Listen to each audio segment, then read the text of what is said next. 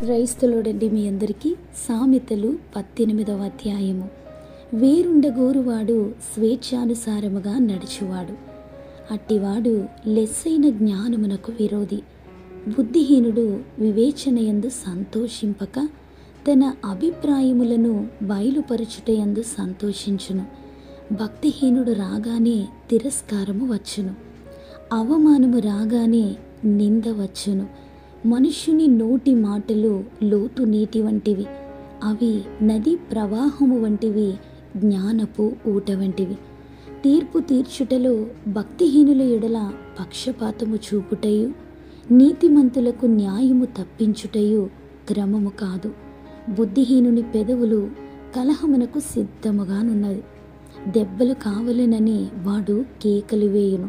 బుద్ధిహీనుని నోరు వానికి నాశనము తెచ్చును, వాని పెదవులు వాని ప్రాణమునకు ఉరి తెచ్చును.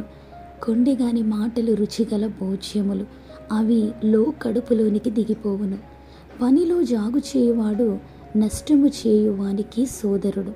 యెహోవా నామము బలమైన దుర్గము, నీతిమంతుడు అందులోనికి పరిగెత్తి సురక్షితముగా నుండును. ధనవంతునికి వాని ఆస్తి ఆశ్రయపట్టణము, వాని దృష్టికి అది ఎత్తైన ప్రాకారము. ఆపత్తు రాకమునుపు నరుని హృదయము అతిశయపడను, ఘనతకు ముందు వినయముండను. సంగతి వినకముందు ప్రత్యుత్తరమిచ్చువాడు తన మూఢతను బయలుపరిచి సిగ్గునందును. నరుని ఆత్మ వాని వ్యాధి నోర్చును, నలిగిన హృదయమును ఎవడు సహింపగలడు? జ్ఞానుల చెవి తెలివిని వెదకును, వివేకము గల మనస్సు తెలివిని సంపాదించును.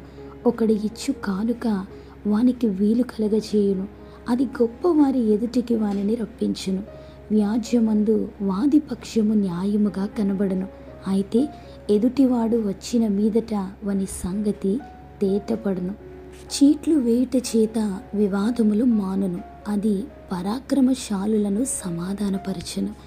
బలమైన పట్టణమును వశపరుచుకొనుట కంటే ఒకని చేత అన్యాయము నొందిన సహోదరుని వశపరుచుకొనుట కష్టతరము.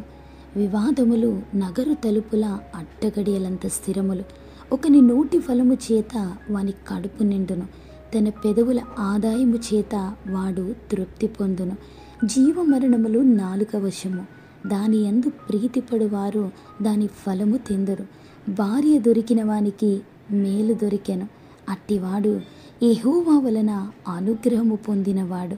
దరిద్రుడు బతిమాలి మనవి చేసుకొనును, ధనవంతుడు దురుసుగా ప్రత్యుత్తరమిచ్చును.